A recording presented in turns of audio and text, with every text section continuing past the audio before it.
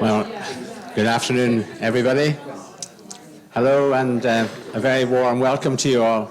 It's really delightful to see so many people here this morning as we come out of COVID. We hope it's lovely to see so many real human beings in the building today, and you're all very welcome. And especially also welcome to those of you who are watching online, and we look forward to your interaction with us later on.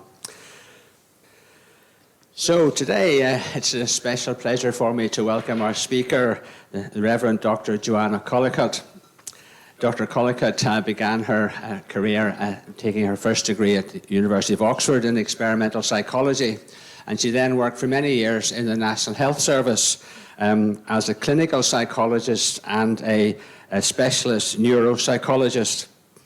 And then she moved into the field of the psychology of religion, and she became director of the MA programme at Haythrop College in the University of London, after which she moved back to Oxford as a lecturer in the psychology and spirituality at Ripon College, Cuddesdon. She's also a supernumerary fellow at Harris Manchester College and an associate priest in an Oxfordshire parish, and also an honorary canon of Christ Church Cathedral. Her publications reflecting her research interests are extensive and wide-ranging, ranging as they do from the psychology of religion to natural theology. And they include psychological trauma, spirituality of children, Christian character, medical ethics, and of particular interest today, neuroscience and religious experience. So it would be difficult indeed to find a speaker more qualified to speak on our subject today, psychosis and religious experience. Dr. Collicutt. Thank you. Thanks for inviting me. And it's really nice to see, as Paul said, real human beings, and welcome to people joining online. So I'm going to begin my talk with two quotations. The first from John Forbes Nash, a mathematician and Nobel Prize winner who was also living with schizophrenia. He was once asked why he believed that aliens from outer space had recruited him to save the world, and on the slide is his response. The ideas I had about supernatural beings came to me the same way that my mathematical ideas did, so I took them seriously. The second quotation is from William James from the Varieties of Religious Experience. In delusional insanity, we may have a sort of religious mysticism turned upside down, the same sense of ineffable importance in the smallest events, the same texts and words coming with new meanings, the same voices and visions and leadings and missions. It is evident that from the point of view of their psychological mechanisms, the classic mysticism and these lower mysticisms spring from the same mental level. So those two quotations assert a link, if only phenomenological, between processes that occur in certain mental health conditions and creativity in the first quotation, and an aspect of spirituality, mysticism, in the second quotation. And so my seminar is going to be an exploration of the links between the three areas. On a superficial level, it notes the resemblances between them, but it also addresses questions of underlying processes that might connect them. And there's an additional background factor, which you've already seen, which links them all, and that's psychedelic drugs. So you can read that, but I'll read it out if I tried not to laugh. Florida couple arrested for selling tickets to heaven. A couple in Florida, Tito and Amanda Watts, were arrested a few days ago for selling golden tickets to heaven to hundreds of people. They sold the tickets on the street for $99.99 per ticket, told buyers the tickets were made from solid gold and that each ticket reserved the buyer a spot in heaven. Simply present the ticket at the pearly gates and you are in. Tito Watts said in his police statement, "I do not care what the police say. The tickets are solid gold and it was Jesus who gave them to me behind the KFC and told me to sell them so I could get me some money to go to outer space. I met an alien named Stevie who said if I got the cash together, he would take me and my wife on his flying saucer to his planet that is made entirely of drugs. You should arrest Jesus because he is the one that gave me the golden tickets. I'm willing to wear a wire and set Jesus up. In her police statement, Amanda said, "We just wanted to leave Earth and go to space and do drugs. I didn't do anything. Tito sold the golden tickets to heaven. I just watched." Police said that they confiscated over $10,000 in cash, drug paraphernalia, and a baby alligator on arresting the couple. Okay. So, more seriously, the Good Friday experiment, which many of you will be familiar with.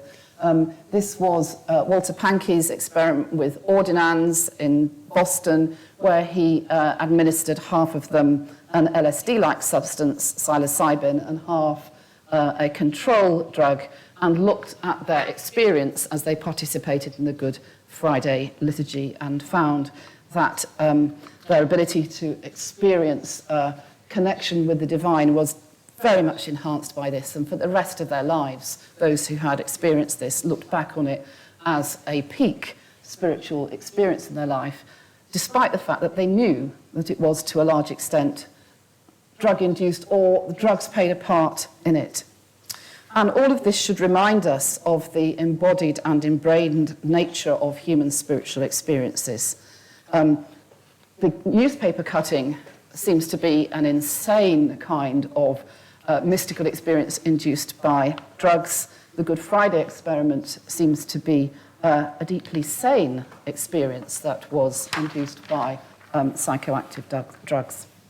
So the structure of my talk, first of all, is to look at the relationship briefly in all these cases between creativity and mental health, then mental health, religion and spirituality, and then the intersection of creativity, psychosis and religion. So firstly, creativity and mental health.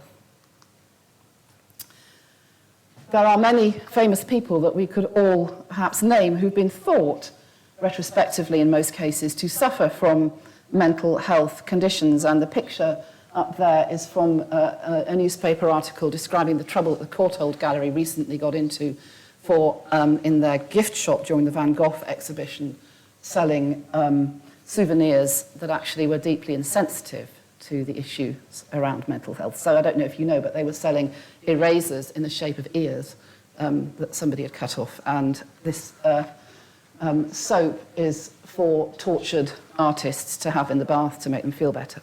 But it's kind of tapping into this trope of the tortured and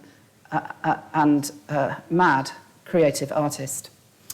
So a link between creativity and mental abnormality has been noted from earliest times. Plato, for example, suggested that poets, philosophers, and dramatists suffered from what he called divine madness, while Aristotle was among the first to associate poets with melancholia.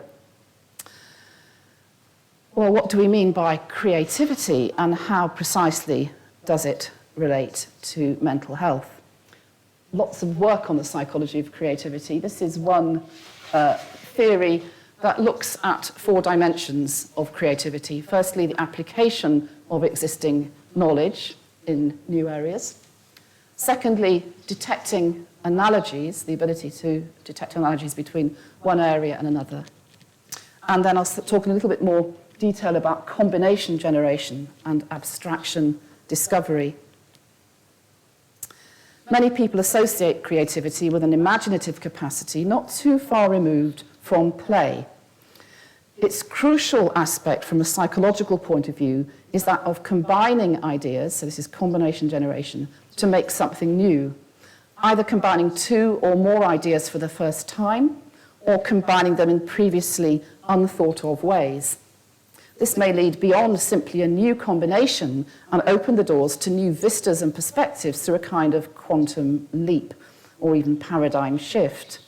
Hence the frequently expressed observation that creative people are in some sense visionaries. And the insights that they achieve can be thought of as epiphanies. Abstraction discovery, which is perhaps the highest level of creativity, is the ability to see a common, organizing, distinctive framework for apparently disparate items. And that immediately gives us, for those of us who are interested in mysticism, a connection, whether the mysticism comes about naturally or whether we're talking about drug-induced mystical states. Because one of the distinctive or most distinctive aspects of mysticism is this sense of interconnectedness and unity. Creativity is a highly valued personal characteristic in our culture, and there are now lots of psychometric instruments that can be used to evaluate it as an aptitude. Yet, as indicated by those anecdotal biographies of artists, it's been found to be associated with less desirable human attributes: substance abuse, mental health conditions, and odd personality traits. So I'm going to pass, I've mentioned drugs, but I'm going to pass over substance abuse because the direction of causation is complex. And I'm first briefly going to look at the research findings concerning the group of mental health conditions that are distinguished by profound changes in affect, that is, depressive disorders, and particularly bipolar disorder, which is the mental health conditions that most often seems to be connected in the literature with creativity. So here are just a few empirical findings. Creativity does appear to run in families. Creative people do seem to carry a greater risk for bipolar disorder than the general public. Mild forms of bipolar pathology or genetic risk for bipolar disorder seem to be more beneficial to creative output than more severe or penetrative forms of the condition. And if you look at individually creative people who live with these kind of disorders, that periods of intense creativity may be focused on particular points in the course of the disorder, as you're kind of entering a manic phase, for example, before you're fully in it. In her book, Touched by Fire, Kay Redfield Jameson, some years ago, explores this link between bipolar disorder and creativity systematically through going through a series of biographies. But for the rest of my talk, I'm going to focus on another group of conditions that is perhaps less obviously associated with the creativity in the literature, but I think is clearly associated in a complex way with creativity, and that's what I'm referring to as the psychoses. Not that you can't have an affective disorder and also be psychotic. So the psychosis is an umbrella term for a group of severe mental health conditions that are characterized by a loss of touch with what I'm calling the consensus reality. So I'm not assuming we know what is real, but people who are out of touch with what most of us would call reality. And the most characteristic of these conditions is schizophrenia. But you can also go into psychotic periods if you have bipolar disorder, because you can become delusional, you can hear hallucinations, you can, if you're very depressed, hear very unpleasant voices talking about you. So, and in that case, you're likely to tip into a diagnosis of schizoaffective disorder and enter the psychotic area. So in the Diagnostic and Statistical Manual of the American Psychiatric Association, Volume 5, this is how you would, the basis on which you diagnose schizophrenia. So for at least 6 months, you'd have to have at least 2 of delusions, hallucinations, disorganized speech, which is thought to express disorganized thinking, grossly disorganized or catatonic behavior, or, and these are perhaps the most often forgotten symptoms in schizophrenia, negative symptoms. That is self-neglect, flattening of affect, loss of concentration, generally not very exciting and interesting, but perhaps the most disabling kind of symptoms.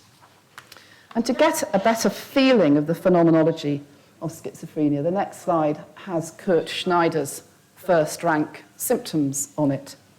And these are based on a really detailed study of people living with schizophrenia, and they just paint a more vivid picture. So you're likely, if you have this diagnosis, to have audible thoughts. You can hear your own thoughts. You hear voices arguing. You hear voices commenting on your actions, really kind of distracting, disabling. So if I was having this issue, I would be hearing a voice saying, well, she's fiddling with her beads now, and she's looking over at the window, and now she's looking down at her shoes, and she's trying to speak. So imagine trying to continue doing anything if you're hearing that in your head. Experiences of influences playing on the body, so not just the auditory modality, but also touch. Then cognitive abnormalities, thought withdrawal, thought insertion, thought diffusion, and something quite interesting, delusional perception, which is when you look at something and you see in it a message. So I might look at that chair there and I might think, this is a signal. This is a signal to Putin, who is watching me through that camera, and they've put that chair there to tell him that I'm here, and he can put a chip in my head and then control my actions. All of that from looking at a chair. Okay? And absolutely compellingly true for the person who experiences it. And then feelings, impulses, and volitional acts experienced as the work of others acting on you.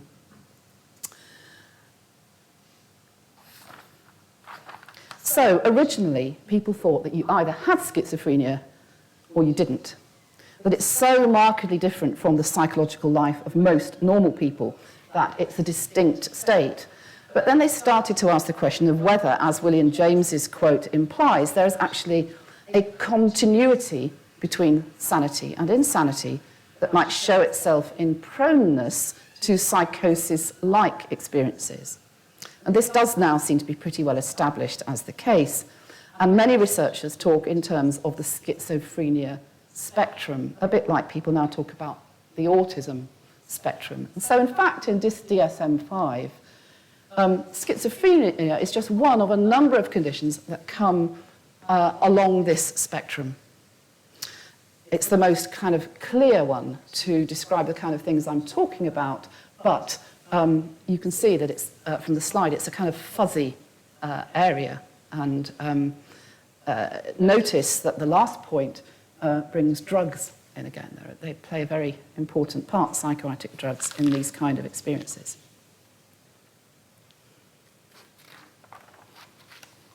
Now, this way of looking at psychosis began in around the 1950s.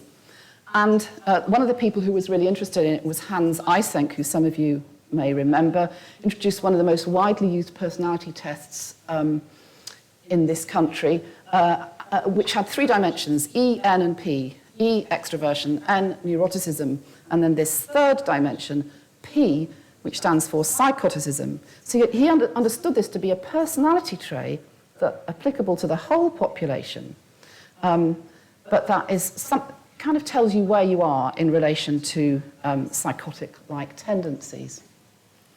And the components of the P scale are not very attractive. So they include hostility, coldness, impulsivity, and egocentricity.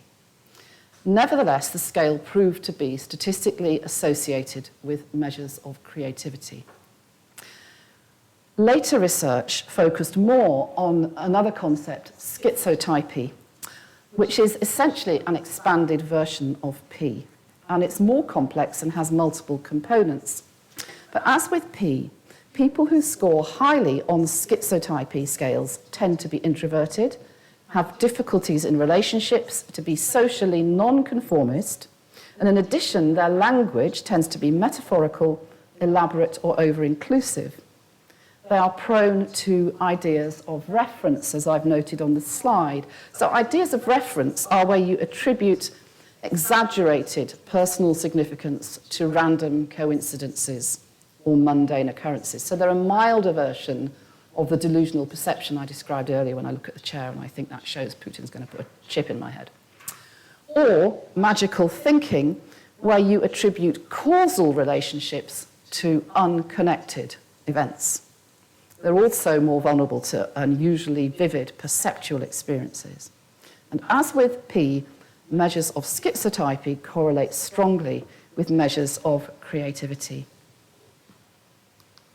So in summary, the relationship between schizotypy and creativity is there on the slide. There's an elevated level of schizotypy and proneness to schizophrenia spectrum disorders more generally in divergent thinkers and creative people. Like creativity, schizotypy and SSD proneness appears to run in families. Antipsychotic medication not only damps down psychotic symptoms, it seems to make creative people less creative, and anecdotally, I've heard stories of antipsychotic medication damping down charismatic gifts as well. Milder symptoms, and this is one of the reasons people don't comply well with medication, because it takes the good stuff away as well as the bad stuff. Milder symptom sets are more conducive to creativity than more severe forms of the SSDs, as in the case with the bipolar spectrum that I mentioned earlier. So, what about religion? From a psychological perspective, religion stroke spirituality, and there's a massive debate about how those two concepts relate to each other, are described really as processes. And on this screen, there are three indicative, oft-used ways of thinking about this in psychology of religion. So Kenneth Pargament, religion is a process. It's a search for significance in ways related to the sacred. Or Hughley and Koenig, spirituality is concerned with the ultimate questions about life's meaning as it relates to the transcendent, which may or may not arise from formal religious traditions, but they think usually does, and they're probably right. And then Crystal Park, who's done a lot of work in the kind of medical aspects of religion, religion is seen primarily in her research paradigm as a meaning-making framework that we use for coping with life stresses. The relationship between religion and mental health is complicated. Generally, findings indicate a statistical link between being religious, measured in all sorts of different ways, and better mental health. I always find that surprising, but it is true, and there's good reasons for it, on balance. In addition, there is a negative correlation between Eysenck's P and religiosity, which is probably explained by the fact that religious people, depending on how you measure religion, but on the whole, tend to be more conformist. But, as William James noted, there's a phenomenological similarity between certain aspects of mysticism and aspects of schizophrenia, and there are indications that some aspects of schizotypy, especially magical thinking, are statistically associated with those forms of spirituality that emphasize anomalous experiences, especially experiences of interconnectedness. So it's interesting that researchers who look at the link between creativity and mental health suggest that this may be mediated by what they term altered states of consciousness, something that we usually associate with mysticism or drug-induced mental phenomena, that is trips. So I'm sure you know very well, the earliest psychologists of religion were very interested in mystical experiences. William James himself, in a sense, cornered the market by setting up these 4 marks of mysticism: ineffability, noesis, transiency, and passivity. If you look at them in more detail, you find that they are characterized above all, as Walter Stace emphasized, by a sense of union, either with the whole created order or with different parts of the self. So St. Francis, in the picture, is a good example. His mystical experiences broke down species differences so that he began to see the whole creation as interconnected, and he came to understand the natural world, both animate and inanimate, as his brothers and sisters created to praise God together. Another important aspect of mystical experiences is a deep sense of knowing, the noesis part. Knowing that something profoundly true has been revealed or discovered. Often it seems impossible to put this into words, so the mystic, having said, I can't speak about it, then it has to speak about it, but falls back on metaphor, as in the revelation of St. John the Divine. There can also often be a sense of being transported out of oneself, expressed vividly by the prophet Ezekiel, of ceasing for a while to be in control of one's own movements and thoughts. The feelings of interconnectedness and deep knowing can infuse the whole experience with meaning. At last, everything makes sense. And with this comes a feeling of assurance, which may show itself as profound peace or an exhilarated zeal to spread the message, to spread what you've learnt through your epiphany. Eureka! And that could be a religious message. Who will go for us? I will, send me. Or it could be something you've discovered in the creative realm, including in the scientific area of creativity, of discovery. So how do all these things intersect? Magical thinking and ideas of reference, which is what you see in schizotypy, are ways of making meaning, seeing connection and significance where there isn't any, or where we don't think there is. This kind of thinking underlies some psychotic symptoms, such as paranoid delusions. Paranoid delusions are essentially ways of coping with more primary problems that are attentional or perceptual in nature.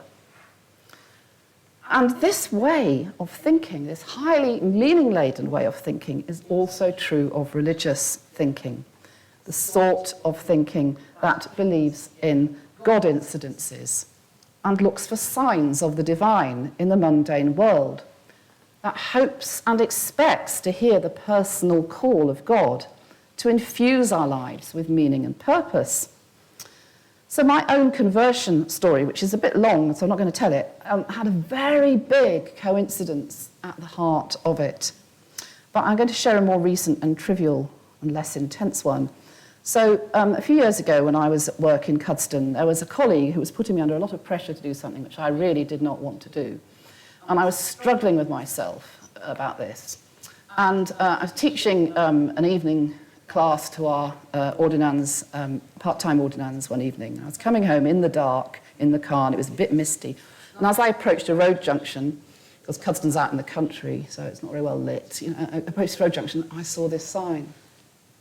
And I thought to myself, if I was just a bit more schizotypal than I am, I would think that was the sign, because I was thinking, what should I do? Should I do what he says or shouldn't I? Should I do? Give way. You could take that as something that's a bit schizotypal, but actually that's the kind of thing, when we are in religious mode, that's the kind of thinking that we get into. We look for significance. Something tells us that it's important to act. Something tells us there's something more to this than we thought on the surface.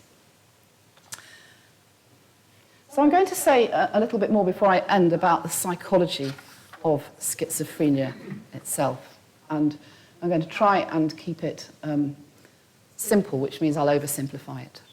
A way to think about this is as a combination of human existential distress. And the more we know about psychosis, the more we know that people are often in post-traumatic states or have had very traumatic histories when they develop psychosis. So we tend to think you have a trauma, and if you're going to develop a mental health condition, it'll be PTSD. But actually, a lot of people with psychosis, the story goes back to trauma, often childhood trauma. Alongside a kind of cognitive set of processes that come to be dominated by bottom-up or data-driven perception. So for those of you who need reminding about what this is, top-down or concept-driven perception is based on applying pre-existing knowledge, expectation, and other psychological factors to making sense of the world around us. In contrast, bottom-up or data-driven perception relies on specific, detailed information from the sensory receptors themselves, and then you assemble them into a whole. And they each have their advantages. So the advantage of top-down processing is its economy, because you operate on the basis of what you already know to predict the world around you. The advantage of bottom-up perception is its accuracy. You pay attention to everything, including the anomalous. When he was about 2, one of my grandchildren, and children are dominated by bottom-up processing. Autumn, when the first leaves fell off the tree, he noticed every single one. And every time he saw one, he went, "Oh no!"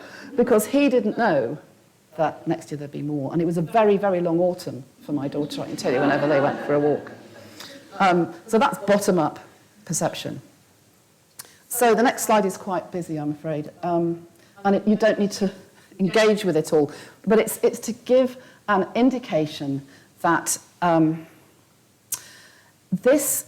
what looks like fairly kind of basic change in cognitive style. So in schizophrenia-like conditions, you move into this bottom-up perceptual processing. You notice every leaf that falls off the tree, finds itself by a number of processes and pathways into the things that we recognize as the symptoms of schizophrenia. Both the positive symptoms, like delusions and hallucinations and thought disorder, and also the negative symptoms like social withdrawal, preference for rigidity and order. What's happening is your subjective stream of consciousness is being interrupted all the time. It's becoming much less predictable. It feels, therefore, as if it is not your own. And then you impose a meaning on this alongside the kind of flooding of your consciousness with vivid perceptual experience. The way you impose meaning is to construct a story, and the story is often a paranoid story. Somebody's doing this to you, and they're doing this for an elaborate reason. And if you are constructing a paranoid story, you need to draw on resources in your culture that are rich enough to sustain it. And the 3 most common are aliens, which we've alluded to already. Second one is Putin, or some authoritarian regime that is after you and has powers around the place, electronic powers or whatever it is, or religion. And religion has the narrative, and it has the images, and in fact is probably the richest of them all. And this, in a way, is perhaps one reason why often the delusions and hallucinations of people who present with mental health conditions are religious in content. So, in early schizophrenia, before the symptoms, the formed symptoms really arise, you get some very interesting descriptions of what the basic. There's a lot of these, and I've just chosen one from an early study by Matusek, where this person is says this: "I may look at a garden as I normally do. I can only concentrate on details. For instance, I can lose myself in looking at a bud on a branch, but then I don't see anything else." So not being able to see the wood for the trees kind of thinking. And not unlike the, "Oh no, there's a leaf that's dropped to the ground" way of thinking. Now, a person that I'm hugely interested in and have done quite a lot of work on is somebody who was both highly religious, highly creative, and psychotic, and that is John Ruskin. And here's a quote from Ruskin, talking about his experience of drawing. I think it's in a letter, or in his diary, I think. "Time was, when I began drawing, that I cared for nothing but oaks 1,000 years old, split by lightning or shattered by wind. Now there is not a twig in the closest clipped hedge that grows that I cannot admire and wonder at and take pleasure in and learn from. This power of enjoyment is worth working for, not merely for enjoyment, but because it renders you less imperfect as one of God's creatures, more what he would have you." So I've said that bottom-up processing gives you a kind of literal accuracy about the world around you. And Ruskin basically promoted the abandonment of top-down processing in a lot of his theory of looking and drawing in favour of bottom-up processing. And his rationale was that if you do that, you'll see what's really there. You won't be blinded by your preconceptions about the way the world is, but you will look with the eyes of a child. So a very famous quotation from his Principles of Drawing is this: young artists should go to nature in all singleness of heart and walk with her laboriously and trustingly, having no other thoughts but how best to penetrate her meaning and remember her instruction, rejecting nothing, selecting nothing, and scorning nothing. Now, in schizophrenia, this data-driven processing is forced unwanted upon the individual, and the sense they make of it is idiosyncratic and distressing. In creativity, if you believe Ruskin, what's going on is a cultivation of this way of seeing the world for a while in order to access its deeper meaning. So William James is also famous for his distinction between the healthy-minded and the sick soul. He asked this question: how can we tell what is healthy religion and what is sick religion? And this quote is from Ruskin again, not from James. And he talks about his own reflections on this. And it's really interesting to hear the reflection of somebody who, in the end, developed psychosis themselves. He says, a far more important subject of inquiry than any respecting the various kinds or powers of imagination is the degree in which all of them are subject to the control of the will and liable to disease through the absence of direction and discipline. To distinguish the morbid developments or disturbances of really strong intellectual powers from those which result from conditions of weakness or deficiency in them. As for instance, the ordinary spectre seen by most persons in a state of feverish exhaustion from the visions of overexcited religious or poetical fancy. In all cases, when it's involuntary, the vision or imagination may be considered as morbid, unless admitted to be supernatural, which at that point I don't think he did. But even on the simplest principles of physical investigation, the visions of St. Paul or St. Anthony are not to be classed with those of common delirium, and still less the powers which can be summoned at will and directed to chosen objects, with those which enslave the conscience and resist the reason of their possessor. So what he's saying is, one of the ways we can tell the difference between the healthy and the sick, or the functional and the dysfunctional, is the degree to which we can discipline this mode of being, either in the religious sphere or the creative sphere, and he brings both of those together in this, or in more contemporary language, and this is a summary of empirical work. If you look at top-down processing as you see it in schizophrenia, and you look at how people perform on tests of creativity, it's accompanied by markedly poor performance across most measures of creativity. On the other hand, defocused top-down processing that is present in the presence of a high degree of schizotypy and psychoticism traits, that is, as it were, subclinical schizophrenia, is associated with higher originality in creative idea generation. So, kind of being along that spectrum, or Ruskin, in description of his own illness, talks about how his most creative insights happen just before the really sick stuff hits him, and it's creativity he would never have achieved otherwise. That point, that kind of sweet spot, if you like, results in a kind of thinking and seeing outside the box, a breaking away from conventional expectations in seeing the world around you. The unhealthy version of this is that random connections are made and patterns seen where there are no patterns. The healthy version is that meaningful connections not allowed by conventional thinking can now be made, and deeply concealed real patterns revealed. Creativity and psychosis may have their origin in the same sort of psychology, but high intelligence and cognitive flexibility helps you to employ those common modes of thinking strategically rather than reactively. And they seem to be crucial factors in protecting individuals from psychosis and enabling them to use that psychology, that God-given psychology, if you like, well. So there's something there about the need, how you harness this, the discipline and intentionality that we know as part of Christian spiritual traditions.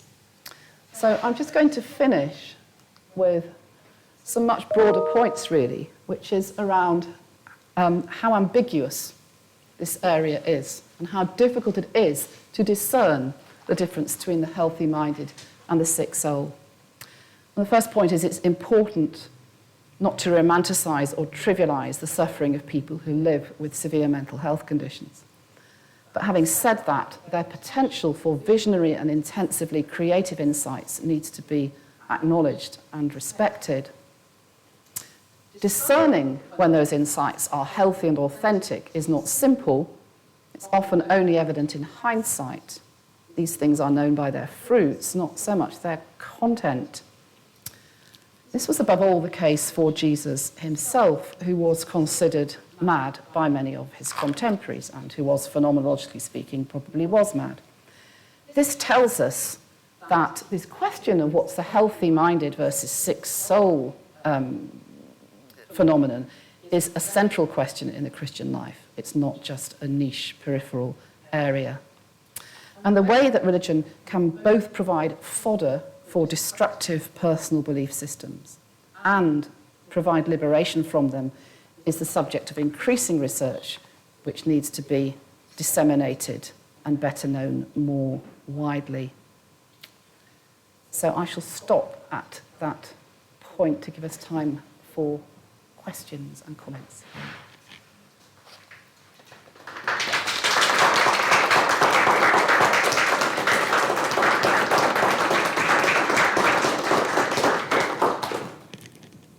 Thank you very much indeed, Dr. Collicutt. And I just wondered, while we're waiting for some questions to come in, if I could use my chairman's privilege by kicking off with one that sprang to my mind. At the beginning of your talk, you were talking about the correlation between psychosis and creativity. And I just wondered whether there was anything to be extracted from the fact that creativity is not restricted to people with mental health issues. I mean, how does one define creativity in the sense if it's displayed by someone who otherwise looks what we would call normal?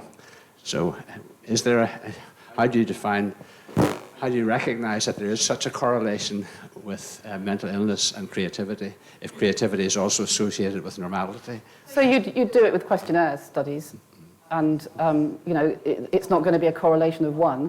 There'll be lots of people who are low on psychoticism traits but high on creativity, and lots and lots of people with severe mental health conditions who are very low on creativity. But there's enough of an association for there to be a significant correlation. Right. Okay. So it's a statistically significant effect, yeah. Yeah, and it's not massive. So as you probably know, if you have enough participants, a big enough sample size, and you can get a statistically significant correlation at quite a low absolute level. Yes. But it is repeatedly found, and it is statistically significant. And it fills out then the kind of stereotypes of mad genius kind of notions, that they have some basis in something. Right, okay. And then you went on to raise the question of imagination as part of the creativity aspects of personality. And I just wondered whether there was a link, if you could develop a little bit more, the link between imagination and religious experience, in the sense that I think it was Charles Williams who described those who found it difficult to believe in God or to have faith as having a lack of imagination. Yeah, I'm really, really against that kind of notion. First of all, I don't believe that there is such a thing as imagination. And secondly, I really worry about privileging a certain... I might say there are some kinds of processing that we engage in that you might want to call imaginative. But I'm really worried about privileging a certain mode of processing as the way into the divine. So I think it feels like that for all of us. You know, our most kind of compelling encounters with God seem to require that and seem to involve that. But actually, there's this thing about the mundane as well that is really, really important in the nature of the revelation of God. Now, if imagination kind of refers to the capacity to entertain a number of explanations for something, then I would go with that up to a point. There's an awful lot of very ordinary people around who have very low imaginative capacity, who are deeply faithful believers, and therefore something else is happening in the way that God meets with them, I think. Sure, yeah. And even if that were the case, one would, I guess, as a Christian who understands and trusts in the justice of God, that if certain people, by virtue of their personality or their life experience, found it more or less difficult to believe in God, or a father figure, for example, then God will take that into account in when it comes to judgment. I think that's one of the areas where psychology of religion has been really helpful, in that it's shown what it is. It's helped us distinguish between what is our kind of psychological heritage as individuals and as species, and what are theological or spiritual concepts. You know, that if your heritage is such that you're a deeply introverted person, that doesn't make you someone who doesn't have the spiritual virtue of caring about other people. It's a slightly different kind of thing. And I think because I've worked so much with people who have had either dementia or focal damage to the brain, which has removed these capacities from them, and yet God meets them where they are, I'm quite passionate about that. Thank you. We have a question in the audience here, Sarah.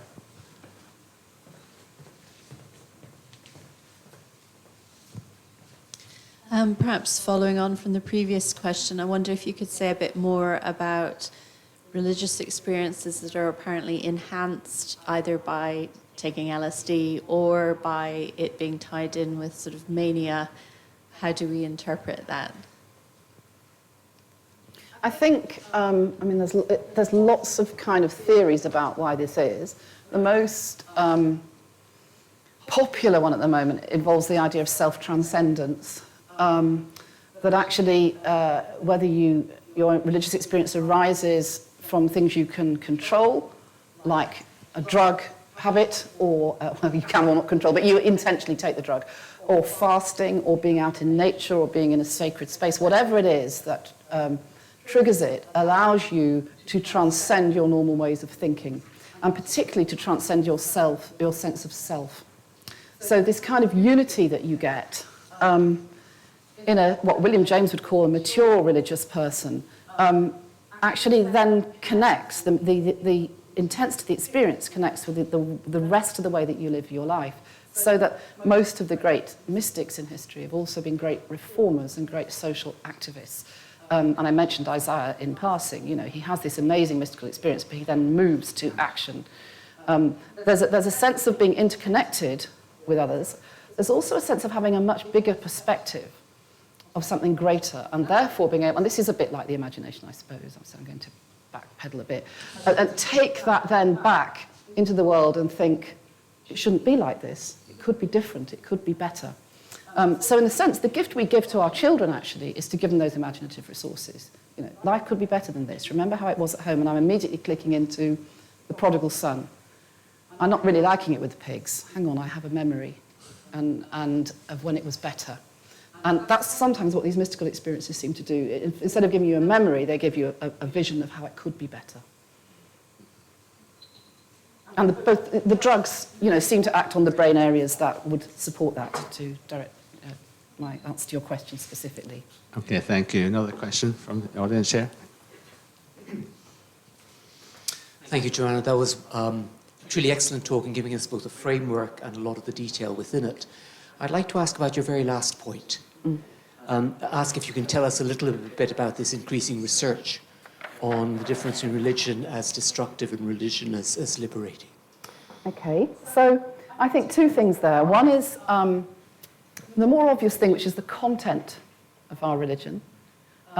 So our general negative bias as human beings to look at the dark side of things, and there's a lot of dark stuff in the Christian story, and to really focus down on that. And for those of us who are mentally reasonably healthy, that isn't that problematic, except it probably gives us a bit of a skewed theology. But for those of us who are prone, let's say, to depression and self-loathing, it's really deeply destructive because it gets attended to and incorporated into people's beliefs about themselves. So the thing I always say to my students is, I bet, none of them are evangelicals anymore, but I bet you know this verse, all have sinned and fallen short of the glory of God, and they all nod. And then I say, what next? What comes next? And they have to think quite hard. And that's really, that verse is the first half of a sentence. But we only remember the sin. And the second half goes on to talk about the fact, because we've all sinned, we're all justified. And it ends on a real high. But that's not the bit we've received. So there's the content, which is really important if you're preaching, always to have that in mind, as who's listening and how they're receiving it. And the other is the form, how rigidly you hold your beliefs, how sectarian you are in your approach to the other, how fundamentalist, with a small f, there's a lot of work on psychological fundamentalist thinking.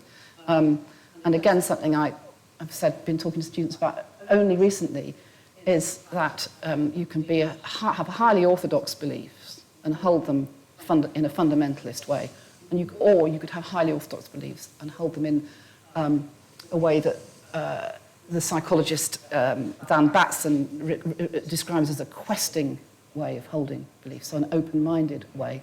Equally, you could have very liberal beliefs and hold them in a fundamentalist way, and you could have liberal beliefs and hold them in an open-minded way, and you could have theistic beliefs and hold them in a fundamentalist way, and you could have atheistic beliefs and hold them in a fundamentalist way.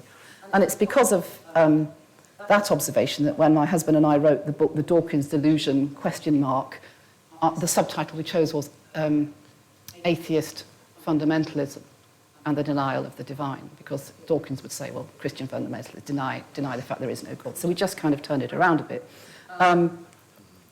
So that there's a lot of research on those things, and I think being able to disentangle the content of your beliefs from the way in which you hold them can be hugely liberating for people. And it's not just, none of this is ever about individuals, it's about communities. And people exist in a context, and often we get into these tribal modes of thinking. So the cognition is kind of ramped up by the kind of social relationships that we're enmeshed in. So it's something for Christian communities to think about. How tribal are we?